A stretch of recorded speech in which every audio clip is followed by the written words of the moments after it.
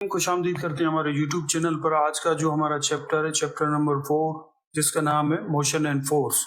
तो इस चैप्टर के अहम तरीन क्वेश्चन आप लोगों के साथ इस वीडियो में शेयर करूंगा। वीडियो को पूरा देखिएगा और 3 वीडियोस जो है फिजिक्स की मैंने दोस्तों, वीडियो में आगे बढ़ने से पहले आपसे ये गुजारिश है, रियान फोटो से यूट्यूब चैनल आप सब्सक्राइब कर लें ताकि आपको ऐसी अपडेटेड वीडियोस और जॉब्स की कंफर्म जॉब्स की इन्फॉर्मेशन मिलती रहे। ठीक है, उम्मीद है आप हमें सब्सक्राइब करके हमें सपोर्ट करेंगे और हमारी वीडियोस को लाइक करेंगे इंशाल्लाह। क्वेश्चन नंबर 1 है the quantity of a motion content in a body is called. एक मिकदार है मोशन की जो कि एक बॉडी ने कंटेंट की हुई है, तो उसको हम क्या कहेंगे? आंसर है लीनियर मोमेंटम। तो ये पॉइंट जरूर नोट कीजिए। The quantity of motion of a moving body measured as a product of its mass and velocity से हम मेजर करेंगे इसको, मास एंड वेलोसिटी से। तो यहाँ पर P से डिनोट किया जाता है मोमेंटम को, M से जो है डिनोट किया जाता है मास को, और V for velocity of the object. तो यहाँ एग्जांपल शेयर करना चाहूंगा। A car with a mass of 1500 kilogram is travel at a velocity of, उसकी जो वेलोसिटी है वो 20 मीटर पर सेकेंड है। Calculate momentum of the car. तो इस टाइप का क्वेश्चन आएगा, आपने मोमेंटम को कैलकुलेट कैसे करना है। तो इस वीडियो में एग्जांपल के थ्रू मैं आप लोगों को समझा रहा हूं। सॉल्यूशन है, मास को हम रखेंगे और वेलोसिटी को। तो यहाँ पर जो है P equal 1500 kg multiply by 20 metre per second. ठीक है, तो आपने मल्टीप्लाई करना है 1500 kg को 20 मीटर पर सेकेंड से। वो कैसे? तो मैं कैलकुलेटर के थ्रू आपको दिखाना चाहूंगा यहाँ पर। तो यहाँ आप देख सकते हैं 1500 को मैंने 20 से जो है मल्टीप्लाई किया, तो मुझे आंसर क्या आया? 30,000। तो यहाँ हमें क्या पता चला कि therefore the momentum of a car, जो मोमेंटम है कार का 30,000 किलोग्राम पर सेकेंड हमें मिला है। तो आप भी कॉपी के ऊपर भी कर सकते हैं और विद दी कैलकुलेटर भी कर सकते हैं। तो ये एक शॉर्ट तरीका है जिससे जो है आपका टाइम भी बच सकेगा। तो नेक्स्ट क्वेश्चन की जानिब बढ़ेंगे। तो क्वेश्चन नंबर 2 है मास कैन बी मेजर्ड बाय। तो आइए इसका आंसर देखते हैं। आंसर है फिजिकल बैलेंस, और ये मेजरिंग डिवाइस ऑफ मास है जो कि अमूमन आप लोगों ने देखी होंगी। क्वेश्चन नंबर 3 है rolling fraction is always less than. तो आइए इसका आंसर देखते हैं। आंसर है स्लाइडिंग फ्रैक्शन। स्लाइडिंग फ्रैक्शन और रोलिंग फ्रैक्शन क्या है, मैं विद द पिक्चर आप लोगों को दिखाना चाहूंगा। यहाँ पर स्लाइडिंग फ्रैक्शन और यहाँ पर है रोलिंग फ्रैक्शन, और ये पॉइंट भी आप लोगों के साथ शेयर करना चाहूंगा। Sliding friction is always higher than the rolling friction, क्योंकि वहां जो है स्लाइडिंग फ्रैक्शन वो ज्यादा है और रोलिंग फ्रैक्शन जो है वो कम है। तो यहाँ पर बात की क्वेश्चन में हमने rolling fraction is always less than sliding fraction. आप देख सकते हैं स्लाइडिंग फ्रैक्शन से लेस है। तो बढ़ते हैं नेक्स्ट क्वेश्चन की जानिब। क्वेश्चन नंबर 4 है Newton's second law of motion help us in the measurement of. तो आइए इसका आंसर देखते हैं। आंसर है मास। न्यूटन का सेकंड लॉ ऑफ मोशन जो है हमें हेल्प करता है मास की मेजरमेंट में। क्वेश्चन नंबर 5 है the force acting along a string is called. तो आइए इसका आंसर देखते हैं। आंसर है टेंशन। तो हमसे सवाल में पूछा गया the force acting along a string, जो फोर्स लगाई जा रही है वो एक रस्सी के जरिए लगाई जा रही है, तो उसको हम क्या कहेंगे? वो टेंशन होगा। क्वेश्चन नंबर 6 है the product of mass and velocity is called. ये मोस्ट इंपोर्टेंट क्वेश्चन और मोस्ट रिपीटेड है, ये जरूर आप लिख लीजिएगा अपने पास। तो आइए इसका आंसर देखते हैं। आंसर है मोमेंटम। नेक्स्ट क्वेश्चन है इफ F इक्वल 4n और A equal 2 metre per second square then M is. तो इस टाइप के काफी सारे क्वेश्चन जो है SPSC निकालता है। ये प्रॉब्लम सॉल्विंग को भी आपने देखना है फिजिक्स की। तो आइए इसका आंसर देखते हैं। आंसर है 2 kg। वो कैसे, वो सारी डिटेल में आपको इस वीडियो में बता रहा हूँ। The equation F equal m and A represent Newton second law of motion. ये पॉइंट हमें बताएगी टू फाइंड द मास, और उसका जो सिंबल है m है, using the given value of force, force का जो सिंबल F एंड एक्सेलरेशन का सिंबल जो A है। You can use Newton second law of motion. तो ये सेकंड लॉ ऑफ मोशन की जो इक्वेशन है आप जरूर नोट कीजिएगा। तो यहाँ पर हम रीअरेंज करेंगे फार्मूले को। Rearrange the formula to solve for mass. We have m equal to f divide by a। अब यहाँ पर समझने की बात है, m equal f and divide by a। m means mass और फोर्स जो है हमारे पास वो 4 नेट फोर्स है। तो a यहाँ पर जो है वो एक्सेलरेशन है, आप देख सकते हैं। m मास, फोर्स जो है 4 नेट एंड a एक्सेलरेशन। तो ये रहा हमारा फार्मूला ताकि हम मास फाइंड कर सके। तो हम इसका आंसर देखना चाहेंगे। यहाँ पर आंसर है मास इक्वल 2 kg। ठीक है, मैंने कैसे किया ये भी आपको कैलकुलेटर के थ्रू दिखाना चाहूंगा ताकि आपको समझ आ सके। यहाँ पर मैंने थ्रू दी एग्जांपल बात की है। या आप देख सकते हैं 4 को मैंने डिवाइड किया 2 से। तो यहाँ पर हमने फार्मूला जो है वो रीअरेंज किया था। पहले अरेंज हुआ था, यहाँ पर आप देख सकते हैं F इक्वल m में। तो हमें मास चाहिए था, तो पहले हमने मास को रखा, फिर इक्वल टू लगाया, फिर F यानी 4 नेट फोर्स, और उसके बाद जो है हमारे पास जो एक्सेलरेशन है वो 2 है। तो यहाँ पर 4 को 2 से आप डिवाइड करेंगे तो 2 ही मिलेगा आपको आंसर। तो यहाँ आपसे एक्सेलरेशन का भी पूछा जा सकता है, यहाँ पर जैसा कि मास का पूछा गया। तो एक्सेलरेशन को हम कैसे सॉल्व करेंगे? To find the acceleration of the object, हम एक ऑब्जेक्ट की जो है एक्सेलरेशन फाइंड करेंगे। अब यहाँ पर हमारे पास क्वेश्चन आ जाता है, an object with a mass of 5 kg experience A net force of 20 net. ठीक है, what is the acceleration of the object? आपसे ये क्वेश्चन पूछा जाए तो आप क्या करेंगे?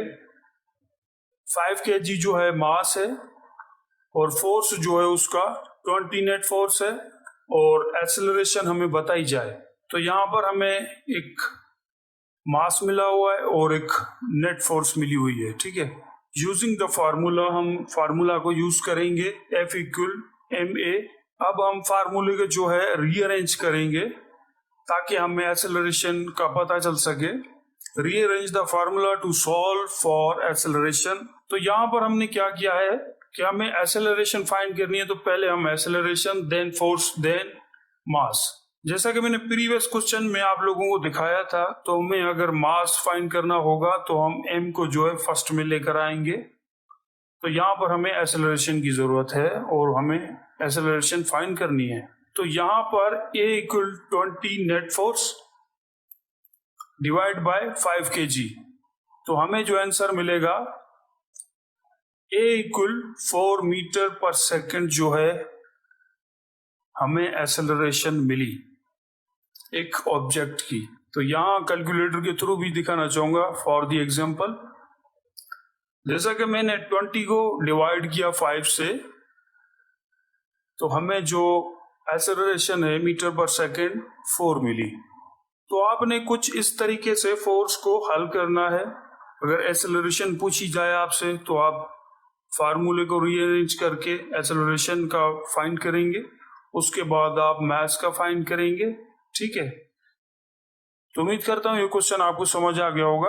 बढ़ते हैं नेक्स्ट क्वेश्चन की जानिब। दोस्तों, वीडियो में आगे बढ़ने से पहले आपसे ये गुजारिश है, रियान फोटो से यूट्यूब चैनल आप सब्सक्राइब कर लें ताकि आपको ऐसी अपडेटेड वीडियोस और जॉब्स की कंफर्म जॉब्स की इन्फॉर्मेशन मिलती रहे। ठीक है, उम्मीद है आप हमें सब्सक्राइब करके हमें सपोर्ट करेंगे और हमारी वीडियोस को लाइक करेंगे इंशाल्लाह। क्वेश्चन नंबर 8 है, the maximum force of friction which just stop the body from moving is called. तो आइए इसका आंसर देखते हैं। आंसर है लिमिटिंग फ्रिक्शन। मैक्सिमम फोर्स है एक फ्रिक्शन का जिसमें जस्ट स्टॉप बॉडी हो फ्रॉम मूविंग। तो हमें फर्स्ट एग्जांपल जो मिल रहा है, trying to move a large piece of furniture.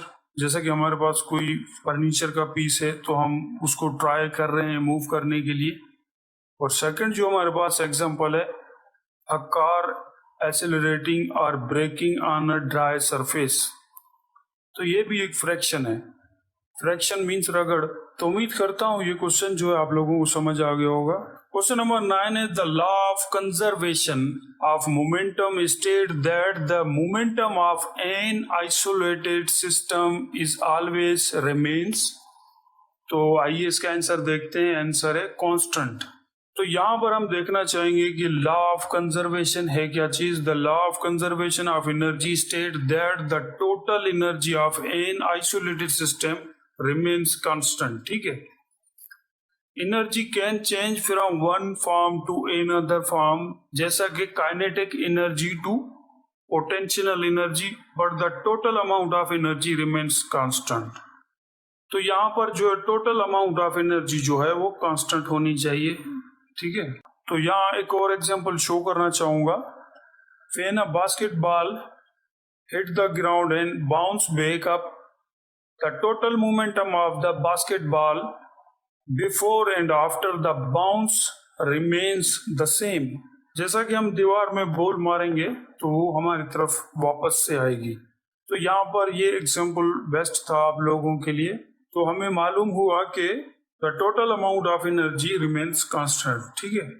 Next question देखेंगे। क्वेश्चन नंबर 10 है, resisting force between two surface before the motion start is called. तो आइए इसका आंसर देखते हैं। आंसर है स्टैटिक फ्रिक्शन। तो यहाँ इस तस्वीर के थ्रू आप इसका एग्जांपल ले सकते हैं कि स्टैटिक फ्रिक्शन है क्या। बॉक्स जो है वो एक रेस्ट पोजीशन में है और उस पर जो है ज्यादा ज्यादा फोर्स लगाई जा रही है और वो हिल भी नहीं रहा, तो इसको हम स्टैटिक फ्रिक्शन कहते हैं। और हमसे जो क्वेश्चन में पूछा गया, द रेजिस्टिंग फोर्स, रुकावट वाली जो फोर्स है, बिटवीन टू सरफेस, दो सरफेस के बीच में, बिफोर द मोशन, मोशन से पहले स्टार्ट इज कॉल्ड, तो उसे हम स्टैटिक फ्रिक्शन कहते हैं। और आपने ये एग्जांपल देख लिया। बढ़ते हैं नेक्स्ट क्वेश्चन की जानिब। क्वेश्चन नंबर 11 है, friction during motion is called. Friction जो हो ड्यूरिंग मोशन उसे हम क्या कहते हैं। आंसर है काइनेटिक फ्रिक्शन। क्वेश्चन नंबर 12 है, the force with which the earth attract a body toward itself is called. तो आइए इसका आंसर देखते हैं। आंसर है वेट। कई जगहों पर ये जो फोर्स है वो ग्रेविटेशनल फोर्स कहलाई जाती है, लेकिन यहाँ पर जो ये बात कर रहा है, एक फोर्स है जो कि अर्थ अट्रैक्ट कर रही है अपने आप ही किसी बॉडी को, तो उसे हम वेट कहेंगे। अगर हम ज्यादा मिसाल की बात है, हम ऊपर जाते हैं तो यहाँ पर जो है जमीन की जो अर्थ की जो फोर्स है वो खत्म हो जाती है और वहां पर जो है सैटेलाइट्स ऑर्बिट में जो है मूव करती हैं। अगर वो नीचे आती हैं तो वो जमीन के जो है कशिश के अंदर आ जाती हैं। तो यहाँ पर जो है अर्थ जो है अट्रैक्ट कर रही है एक बॉडी को, बॉडी जो है वेट है। तो बढ़ते हैं नेक्स्ट क्वेश्चन की जानिब। दोस्तों, वीडियो में आगे बढ़ने से पहले आपसे ये गुजारिश है, रियान फोटो से यूट्यूब चैनल आप सब्सक्राइब कर लें ताकि आपको ऐसी अपडेटेड वीडियोस और जॉब्स की कंफर्म जॉब्स की इन्फॉर्मेशन मिलती रहे। ठीक है। उम्मीद है आप हमें सब्सक्राइब करके हमें सपोर्ट करेंगे और हमारी वीडियोस को लाइक करेंगे इंशाल्लाह। Question number 13, when an unbalanced force act upon a body it produce. तो आइए इसका आंसर देखते हैं। आंसर है एक्सेलरेशन। तो यहाँ पर एग्जांपल देना चाहूंगा, kicking a football, when a player kicks a football the unbalanced force applied to the ball causes it to accelerate and move in the direction of the kick। तो एक football player है जो कि football को kick कर रहा है और उस पर जो अनबैलेंस फोर्स अप्लाई की जा रही है और वो जिस डायरेक्शन में किक कर रहा है तो बॉल जो है उस डायरेक्शन में मूव कर रहा है। तो उम्मीद करता हूँ ये क्वेश्चन आप लोगों को समझ आ गया होगा। बढ़ते हैं नेक्स्ट क्वेश्चन की जानिब। क्वेश्चन नंबर 14 है, it is that characteristic of a body due to which is resist. वो रेजिस्ट कर रही है एक बॉडी against any change in its state. तो आइए इसका आंसर देखते हैं। आंसर है इनर्शिया। हम बात करेंगे Newton's first law of inertia क्या है An object at rest remain at rest and an object in motion remains in motion. एक ऑब्जेक्ट है वो रेस्ट में है तो वो रेस्ट में ही है, एक ऑब्जेक्ट जो है मोशन में है तो वो मोशन में ही है. At a constant speed and in a straight line unless acted on by an unbalanced force. जब तक हम उस पर फोर्स नहीं लगाएंगे तो वो मूवमेंट तो नहीं करेगा ना. For example, if a book placed on a table, it tends to stay at a rest until an external force act upon it to overcome its inertia. तो ये एक बुक जो है टेबल के ऊपर पड़ी है, जब तक हम उसको खोलेंगे नहीं, मूव नहीं करवाएंगे तो वो वहीं पर ही रहेगी. तो ये एक एग्जांपल है लॉ ऑफ इनर्शिया का, जिसमें ये बताया गया हमें कि एक ऑब्जेक्ट है वो रेस्ट में है तो वो रेस्ट में ही है, मोशन में है तो मोशन में है. तो ये है लॉ ऑफ इनर्शिया एंड ये फर्स्ट लॉ ऑफ इनर्शिया कहलाता है. तो जनाब नेक्स्ट चैप्टर जो है हमारा चैप्टर नंबर 5 वेक्टर, और वो चैप्टर जो है वो जल्द से जल्द रिलीज कर दिया जाएगा. तो उम्मीद करता हूँ चैप्टर नंबर 4 के मोशन एंड फोर्स के जो है क्वेश्चन आप लोगों को समझ आए होंगे. हर किसी को कोई क्वेश्चन या कुछ बात पूछनी हो तो मुझसे कमेंट के थ्रू पूछ सकते हैं. तो इंशाल्लाह मिलते हैं नेक्स्ट वीडियो में, तब तक के लिए मुझे इजाजत दें. खुदा हाफिज.